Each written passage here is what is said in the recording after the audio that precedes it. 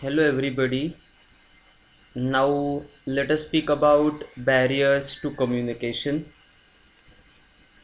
What is a barrier? A barrier to communication is an obstacle, a hindrance, or any kind of disturbance that comes in the way of communication and doesn't let it be successful or complete its objective. There are different types of barriers to communication. We are going to see them one by one. The first type is physical barriers.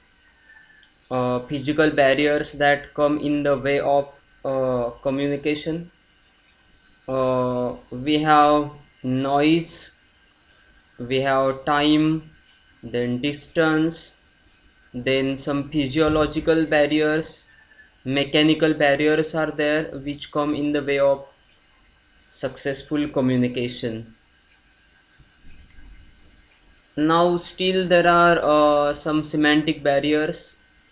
They are the use of unknown language.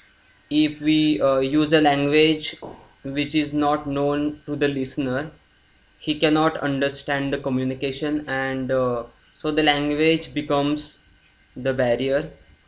Then sometimes people use technical language peculiar to their particular job, their profession, so that is also called jargon.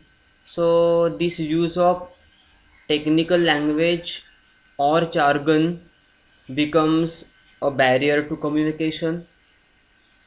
Then sometimes we know there are different words, they are spelled differently with totally different meanings, but they sound alike, which are called homophones. They also become a language or semantic barrier to communication. Then we have some psychological barriers to communication. People with closed mind who are not ready to accept the views of other people. It is very difficult to communicate with those people, and so their closed mind becomes a barrier to communication. Then one more barrier that is psychological, it is prejudice. People make frame their opinions without sufficient observation, sufficient analysis, that is called prejudice. So if people are prejudiced against some things, some people, and they are very firm with their opinion and they think that theirs is the only correct opinion, they will not accept other views. So this prejudice becomes a barrier to communication.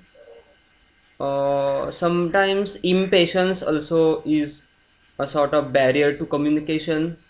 People don't listen carefully, they have partial listening, or they listen to half the communication, and they say that okay, I have got the point. So impatience also becomes a barrier to communication. Then we have cross cultural barriers. When people from different cultures come together and communicate with one another, and they use culture specific terms, then there will be a gap in communication, they will not understand those concepts. So these are called the cross cultural barriers.